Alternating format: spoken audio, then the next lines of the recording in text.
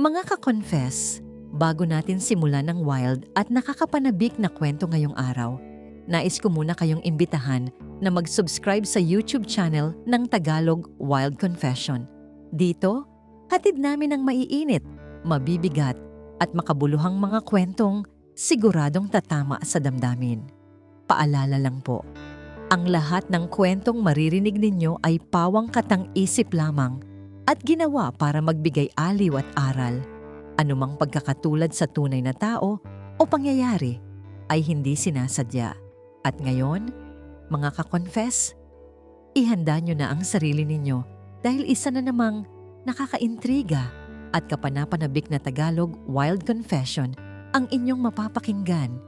May mga pagkakamali tayong nagagawa sa isang gabi ng kalasingan o bugso ng damdamin na akala natin ay matatapos din paggising sa umaga. Pero paano kung ang isang beses na iyon ay may iniwang bakas na habambuhay mong dadalhin? Handa ka na bang harapin ang katotohanang huli na ang lahat bago mo na lamang may bunga na pala ang inyong nakaraan? Simulan na natin. Dear Ate J, tawagin mo na lang akong Zandro. Tubong Cebu ako. At dito sa syudad na ito umiikot ang mundo ko. Mula sa maingay na gabi sa IT Park hanggang sa payapang simoy ng hangin sa Busay. Bata pa lang ako. Ambisyoso na ako. Gusto kong mapatunayan sa lahat na ang isang lalaking galing sa simpleng pamilya ay kayang makipagsabayan sa mga bigatin sa industriya ng real estate. Maayos naman ang takbo ng buhay ko. May magandang trabaho, lumalaking ipon at isang matagal ng karelasyon na si Althea. Si Althea ang definition ng ideal girl. Maganda, matalino, at higit sa lahat, sobrang bait. Kilala siya ng pamilya ko at halos lahat ay naghihintay na lang ng pag-iisang dibdib namin. Pero alam mo naman ang buhay, Ate J, kung kailan kalmado ang dagat, doon dumarating ang dambuhalang alon. Nagsimula ang lahat sa isang company anniversary party sa isang sikat na hotel dito sa Cebu. Noon ko nakilala si Yvette. Si Yvette ay bago sa kumpanya, isang intern na galing sa Maynila na pansamantalang naka-assign dito sa amin. Ibang-iba siya kay Althea. Kung si Althea ay parang banayad na ulan, si Yvette naman ay parang nagbabagang apoy. Mapangahas ang mga tingin niya at bawat galaw niya ay tila may gustong ipahiwatig. Zandro, masyado ka namang seryoso. Hindi ba pwedeng mag-relax muna? Sabi ni Yvette habang inaabot sa akin ang isang baso ng matapang na alak. Natawa ako. Kailangan kong maging alerto, Yvette. Maraming boss ang nakatingin. Hayaan mo sila. Sagot niya sabay kindat. Gabi natin to. Doon nagsimula ang lason. Sa dami ng nainom ko, unti-unting lumabo ang mukha ni Althea sa isipan ko. Ang tanging nakikita ko na lang ay ang mapupulang labi ni Yvette at ang malambing niyang boses na bumubulong sa tenga ko sa gitna ng malakas na musika. Nang matapos ang party, hindi ko na alam kung paano kami nakarating sa isang condo unit sa may Mandaue. Ang huli ko na lang natatandaan ay ang init ng kanyang balat at ang pagkalimot ko sa lahat ng prinsipyo at pangakong binitiwan ko kay Althea. Isang gabi na puno ng pagkakamali. Isang gabi na akala ko ay hanggang doon lang. Kinabukasan, nagising akong mabigat ang ulo at puno ng pagsisisi. Nakita ko si Yvette na mahimbing pang natutulog. Hindi na ako nagpaalam. Kumaripas ako ng takbo palabas, dumaan sa simbahan ng Santo Niño at humingi ng tawad, hindi lang sa Diyos, kundi pati na rin sa tiwalang alam kong sinira ko. Lumipas ang mga buwan. Iniwasan ko si Yvette. Pinilit kong ibalik ang dati naming sigla ni Althea. Naging mas maalaga ako sa kanya. Tila ba bumabawi sa kasalanang hindi niya alam. Pero habang tumatagal, napapansin kong nagiging mailap din si Yvette sa opisina hanggang sa mabalitaan ko na lang na bigla siyang nag-resign at bumalik na ng Maynila. Nakahinga ako ng maluwag. Akala ko, ligtas na ako. Akala ko, nabaon na sa limot ang gabing yun sa Cebu. Hanggang sa isang hapon, habang naglalakad kami ni Althea sa Ayala Center, nakatanggap ako ng isang mensahe mula sa hindi kilalang numero. Isang litrato ito ng isang ultrasound result at isang maikling mensahe na nagpatigil sa pintig ng puso ko. Zandro, hindi ko to ginusto, pero kailangan mong malaman, 3 buwan na siyang nabubuo sa sinapupunan ko at alam nating dalawa kung sino ang ama. Nanlamig ang buong katawan ko. Tumingin sa akin si Althea, puno ng pag-aalala ang mga mata. Zandro, okay ka lang? Bakit namumutla ka? Paano ko sasabihin sa babaeng pakakasalan ko na ang kinabukasang binuo namin ay biglang gumuho dahil sa isang gabi na akala ko ay wala lang? Nanatili akong tulala sa screen ng cellphone ko habang hinihintay ni Althea ang sagot ko. Ang ingay ng mall, ang tawanan ng mga tao sa paligid at ang masayang tugtog sa speaker, lahat yun ay biglang naglaho. Ang tanging naririnig ko na lang ay ang mabilis na kabog ng dibdib ko na tila gustong kumawala sa tindi ng kaba. Zandro? Hey, nakikinig ka ba? Hinawakan ni Althea ang braso ko. Ang kanyang malambot na palad ay parang nagbabagang bakal sa pakiramdam ko dahil sa tindi ng guilt. Oo, Thea. Pasensya na. May bigla lang kasing nag-text na kliyente. Mukhang may problema sa dokumentong pinirmahan namin kahapon. Pagsisinungaling ko. Iyon ang unang pagkakataon na tumingin ako sa kanya ng diretso habang nagsisinungaling at halos masuka ako sa sarili ko. Ganun ba? Akala ko kung ano na. Masyado ka kasing seryoso. Akala ko nakakita ka na ng multo. Biro niya. Pero bakas pa rin ang pag-aalala sa mukha niya. Gusto mo bang umuwi na muna tayo? Mukhang pagod ka na rin sa trabaho. Tumango na lang ako. Hindi ko na kayang magtagal sa mata ng tao. Pagdating sa bahay, agad akong nagkulong sa banyo. Nanginginig ang mga kamay kong muling binuksan ng mensahe. Ang ultrasound, malinaw na malinaw ang maliit na tuldok sa loob ng matris. 3 buwan. Sakto sa gabing nangyari ang lahat sa Mandaue. Agad kong tinawagan ng numero. 1 ring, 2. Bago pa man ang 3, sumagot na ang isang boses na matagal kong pilit na kinalimutan. Zandro. Mahinang sabi ni Yvette. Parang pagod ang boses niya, malayo sa masigla at mapangakit na Yvette na nakasama ko sa Cebu. Yvette, anong ibig sabihin nito? Bakit ngayon mo lang sinabi? Bakit kailangang umabot pa sa ganito? Sunod-sunod kong tanong. Pilit na hinihinaan ang boses ko dahil nasa labas lang ng kwarto si Althea. Akala mo ba ginusto ko to? Akala mo ba madali sa akin na magbitiw sa trabaho at bumalik dito sa Maynila na may dinadalang bata na alam kong hindi ako ang priority ng ama? Narinig ko ang paghikbi niya sa kabilang linya. Sinubukan kong sabihin sa iyo bago ako umalis. Pero nakita ko kayo ni Althea sa parking lot noon. Ang saya nyo. Hindi ko kayang sirain yon. Pero Zandro, kailangan ng bata ng ama. Hindi ko kaya to mag-isa. Nasaan ka? Pupuntahan kita.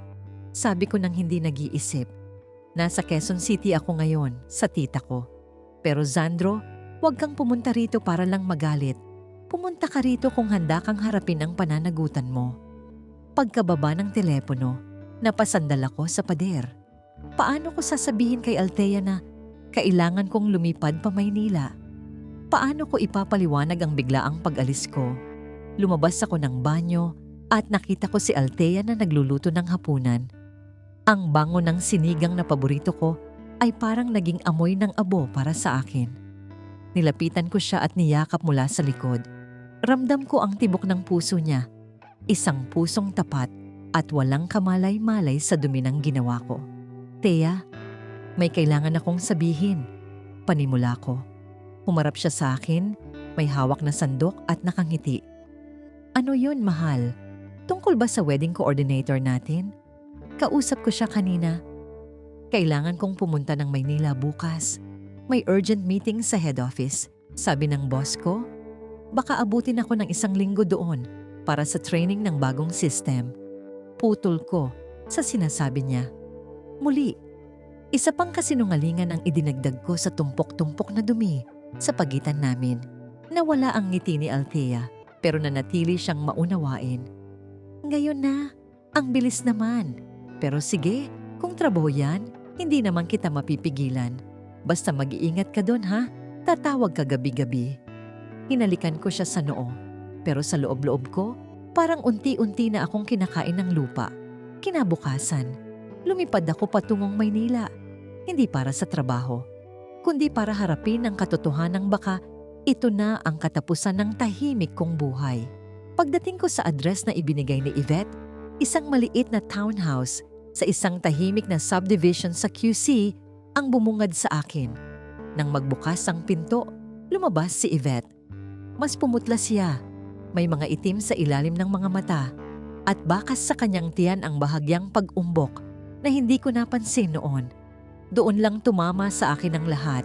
Totoo ito.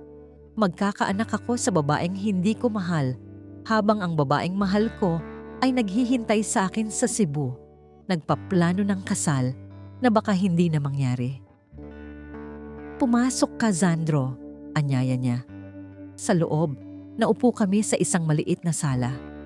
Walang gaanong gamit, tila pansamantala lang talaga siya doon. Ano nang plano natin? Tanong ko agad. Gusto ko ng mabilis na solusyon, pero alam kong walang shortcut sa ganitong sitwasyon. Tumingin si Yvette sa akin, diretso sa mga mata. Gusto ko ng suporta, Zandro, hindi lang pera. Gusto kong kilalanin mo ang anak mo at kailangan mong sabihin kay Althea. Ayaw kong habang buhay tayong nagtatago. Ayaw kong lumaking sikreto lang ang anak ko. Napahawak ako sa buhok ko. Yvette, ikamamatay ni Althea to. Kasal na lang ang kulang sa amin. Hindi ko pwedeng sabihin ngayon. So kailan? Kapag nanganak na ako? Kapag nakita na ng lahat na may kamukha ka ditong bata? Tumaas ang boses ni Yvette. Zandro, nagkamali tayo. Pero ang batang to walang kasalanan. Huwag mo siyang ituring na parang isang pagkakamali lang na pwedeng burahin. Habang nagtatalo kami, biglang nagring ang phone ko. Video call mula kay Althea. Nagkatinginan kami ni Yvette. Ang tensyon sa silid ay halos hindi na kayang tiisin. Sagutin mo, hamon ni Yvette. Sagutin mo habang nandito ako. Nanginginig ang daliri ko habang nakatitig sa mukha ni Althea sa screen. Kung sasagutin ko ito, makikita niya ang background ng bahay ni Yvette. Kung hindi ko naman sasagutin, lalong magtataka si Althea dahil alam niyang nasa hotel lang dapat ako. Pinindot ko ang accept at pilit na itinutok ang kamera sa mukha ko lang. Habang si Yvette ay nakaupo lang sa tapat ko, naghihintay ng susunod kong pagkakamali. Zandro, nasaan ka? Parang hindi yan ang hitsura ng hotel room na sinasabi mo. Bungad ni Althea sa screen. Pilit kong inilihis ang kamera. Pinagpapawisan ako ng malapot kahit malakas ang aircon. Ah, Thea. Nasa lobby lang ako ng office dito sa Maynila. Madilim kasi kaya ganito ang lighting. Pautal-utal kong sagot. Pero huli na. Biglang tumayo si Yvette at sadyang dumaan sa likuran ko.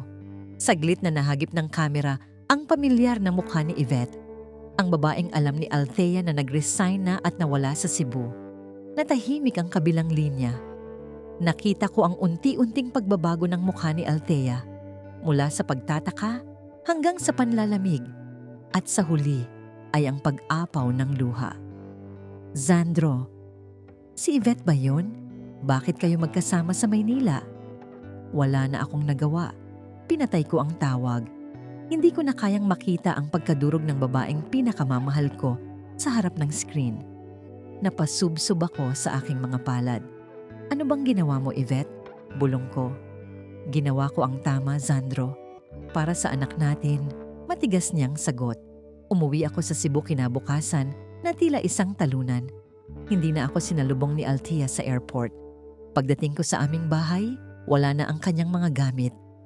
Ang tanging naiwan ay ang engagement ring na ibinigay ko sa kanya 3 buwan na ang nakakaraan, nakapatong sa ibabaw ng aming dining table kasama ang isang sulat na basa pa ng luha. Sana naging tapat ka na lang, Zandro. Mas masakit ang lokohin ako kaysa sa mismong pagkakamali mo. Alagaan mo ang anak nyo. Doon gumuho ang mundo ko. Sinubukan ko siyang harapin. Lumuhod ako sa tapat ng bahay nila. Nakiusap na bigyan ako ng pagkakataon, pero sarado na ang puso ni Althea. Ang pagkakamaling akala ko ay isang gabi lang, naging habambuhay na parusa. Lumipas ang mga buwan. Pinanagutan ko si Yvette at ang aming anak. Hindi kami nagkatuluyan bilang mag-asawa dahil alam naming walang pag-ibig sa pagitan namin. Pero hindi ko pinabayaan ang bata. Isang malusog na sanggol na lalaki ang isinilang na binigyan ko ng pangalang Franco. Sa tuwing titingin ako sa mga mata ng anak ko, nakikita ko ang bunga ng aking pagkakamali. Isang buhay na kailangang mahalin. Pero kasabay nito ay ang paalala ng babaeng habambuhay kong nawala. Hanggang ngayon, kapag naglalakad ako sa kalsada ng Cebu at nakakakita ng mga magkasintahang masaya, hindi ko maiwasang mapaluha. Huli na nang malaman kong may bunga ang pagkakamali ko. At huli na rin para maibalik ang pag-ibig na sinayang ko. Mga ka-confess, at yan ang kwento ni Zandro. Isang paalala na ang bawat desisyon natin, gaano man kaliit o kabilis, ay may kaakibat na pananagutan na maaaring bumago sa takbo ng ating buhay habang buhay. Mga ka-confess, dito na nagtatapos ang ating kwento para sa araw na ito. Maraming salamat sa inyong walang sawang pakikinig at sa pagbabahagi ng inyong oras sa amin. Sana ay may nakuha kayong aral sa mapait na karanasan ni Zandro. Huwag ninyong kalimutang mag-subscribe dito sa YouTube channel ng Tagalog Wild Confession para laging updated sa mga pinakabagong uploads. I-follow nyo na rin ang aming Facebook page na Tagalog Wild Confession para sa mas marami pang diskusyon at kwentong tatagos sa inyong puso. Muli, maraming salamat, mag-iingat kayo palagi, at hanggang sa susunod nating kwentong Tagalog Wild Confession.